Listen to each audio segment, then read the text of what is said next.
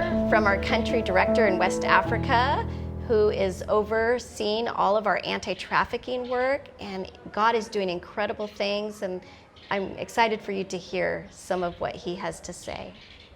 So I wanted to ask you first, what is the most difficult thing about this work that we do here in West Africa? The most difficult thing that I see, it's a risk of saving the children from the hand of traffickers. You know, it's risky. It's risky. Yeah, it's risky. Yeah. Because they are doing it for a living. Yeah. And they will not like anyone to tamper with their livelihood. With their life, even so. Yeah. So your life is not always secure. Yeah, if we can say it that way, yes. Yes. Mm-hmm. And we do have security, and we do have a bodyguard. Yeah. But yeah, it's risky work, and we are putting our life on the line. And you in particular and your team, they're the heroes here. And you know the risks. And what is the most rewarding thing about this work? Wow. The greatest reward is after rescuing a child and putting him on school and our feeding program. There is something more amazing and interesting that happens, is that the fact that that child, not all of them, but some of them, the whole family of that little child, we come to Christ. So it is really, really amazing. We can say that is what brings the biggest joy to whatever we are doing. Yeah. So can you just tell a little bit about how the children end up coming to Christ, and then how the family ends up coming to Christ? What's that process look like in the village when we intercept a child from being sold into trafficking, or a child comes back? How are they learning about Jesus? Okay, them coming to Christ is not always the same. It's not the same thing everywhere, but we are a Christian organization. So in almost everything we do, we put Christ ahead of us, ahead of everything. And also there are this Saturday program where most of the children come through and they listen to the Word of God, and they also have food. And during that period, also some parents, some caretaker, also sometimes follow the children to this program. And not only that, also the community meetings that we organize from time to time, also preaching the gospel to the whole community, also is impactful in that way. Also the churches that we are implanting along also. So yeah, a lot of things happening. Yes. And through those different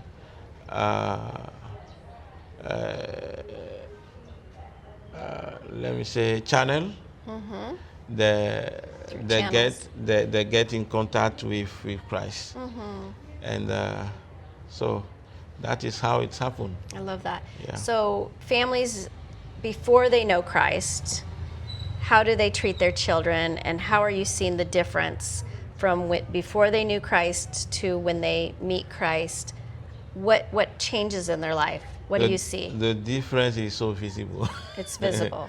In that area, you will not imagine that a woman or a father, a parent that has given birth to his own child can traffic that child. Yeah. Yeah, for the reason of starving, reason of hungry, and maybe the reason of maybe also they also traffic the children because of idolatry, something like that. So it's not love. If you love your child, you cannot traffic your child. You cannot stay back at home and send your child somewhere else you don't know, and for him to work for you and bring money. And in that procedure, a lot of children die, Yeah. or they come with different sickness, yeah, something like that. So, wow, they don't love They don't love. because they do not have Christ. That is what we come to understand. Even if they try to love, or if they say that they do love the children, you can see that it's different. It's not from the depth of the heart. Yeah. So that is it. And those that came along with Christ, you can see the joy, the love, that even talking with them, you will see that they radically change. They radically change. They radically change because they will say that they will never do something again, because they understand life differently. With Christ, you can understand life differently, and Yeah, there's a Holy Spirit part that we don't fully understand. exactly. How Jesus comes in and he transforms our hearts from the inside out when we accept him into our life. Exactly. And that's the part that we can't see physically with how God does it, but he does it. He does And it. their whole countenance changes and their whole life changes. That's the beauty of what we see. And I love that you said that everything changes in their life. And you witness it over Exactly. and Yeah, over. we have seen many of them coming to Christ. We know the state of life before coming to Christ, and now that they have come to Jesus, we can see also that the difference is palpable, and yeah. Wow. Wow. Love it. There you I go. love it. All right. Now, recently, we just went into a new village, and you had told me crazy statistics in that village that I think the first number that we intercepted from being trafficked was 53. And our team went in and did investigations. And so I want you to tell me a couple stories of why you felt so compelled to go into this village and the statistics. Tell us a little bit about that. Well, that village is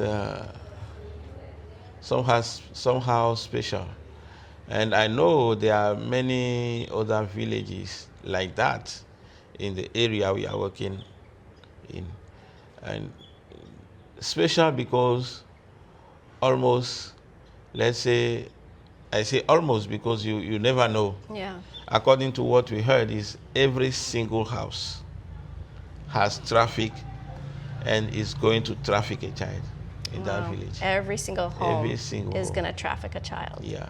Wow. So, and talking about the 53 is the number that the school can accept this year. If not, Okay. we have more than 100 Wow. ready to get along with our organizations, and yeah, so To stop them from being trafficked. yeah, we already stopped them from being trafficked. Okay. But they are waiting for the school. For example, this coming year, Yes. yeah, the school headmaster is ready to get them in. The so other that ones. they're the other ones, so that So they only had room for 53 kids. exactly. And this they'll up to 100 in this new school year. But we did intercept all of them from being Yeah. trafficked. Wow, that's incredible numbers. And can you tell us a couple stories with your investigations connected to those children that just shows the urgency of why we had to intercept them, and we're a household? Yeah, let me narrate this small story. Is about a girl, but that first we didn't know. It's the woman that lost her husband, and the family members wanted to give her another husband in place of the late one. Okay. So she was not happy about it. So she came to us and said, "Can you help us? Can you help me?" Sorry. And she was having also 2 other children that she wanted us to take in our program, because she knows that if we are covering her children, then we can also cover herself. So that's what she first asked, and we say, okay, before we can help these children you're talking about, do you have any other children that is living a slavery life, that is not with you, living with someone else or doing a certain kind of job? Yeah. And she said yes. And she took us to, no, she spoke to us about this girl I'm talking about that is living with somewhere far closer to the border of another country. Okay. And we say, okay, go and bring that girl back, because she sent her there for, like, what you know, Slavery. slavery. Yeah. So she went there because that was the condition before we can look closer to her situation and help her. So she had to go over there where the girl is, and she did not even know that she was her daughter is suffering. Because they don't even ask if No, they their don't ask children about are it. suffering. They don't And they ask. know where they're trafficked to, but they just don't check on them. They don't check. Yeah. So she went to the place, and she saw the girl. She is somehow pale, like Pale. Yes, And weak. weak, and she was just got beaten a lot, and she was not fed. The whole family is eating indoor, and she is outside, closer to the room. Wow. Yeah, in her corner, not eating, and in big difficulties. Wow. So when the woman saw that, she said, "Wow, so this is the kind of life my child is living." Oh, so she immediately saw the person she gave her to and said, "Well, I'm going back with my child." Wow. So that's how she brought the child. And you will see the difference in between the child that is trafficked and those that are not trafficked. Yeah. Those that are not trafficked, they are sharp, They're sharp, quick to answer, quick to answer. Yeah. and a little bit in a good form, a better form than Yeah. this one that is trafficked. Yeah. Better. The girl that is trafficked, she looks sick. Yeah. She's not quick to answer. She's not sharp. You see, a big difference. A big, very big difference. Wow. So saying things like that, you cannot just say, okay, like we are done with with the number of children we supposed to take care of. I know. You cannot just say that, saying that. So we just, even though, Yeah. so we just take them along and start feeding them, helping them find way for them to go to school. Yeah. In fact, these children, if you come to see them, you cannot but just do something. You cannot stay. Not do something. Yeah. You cannot stay without doing anything. Yeah. Without doing anything at all. Yeah. If you are a human being. If you're a human being and you if have a heart. If you have the heart of Christ. If you have the heart of Christ, that's right. Yeah. Yeah, it's so true. That's great. Well, thank you, Peter. Thank you You're for what you welcome. do. And we're just so privileged to have you work for Orphan Relief and Rescue.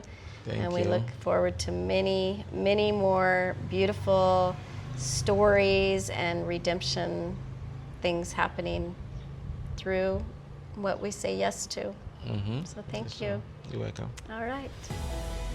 And that is all from us here today. Thank you for listening to the Voice with Action podcast. If you enjoyed today's episode, would you consider sharing or subscribing to this podcast and leave a 5-star review to help us grow? If you want to reach us or help us end child trafficking in West Africa, go to orphanreliefandrescue.org. That's orphanreliefandrescue.org. See you next week.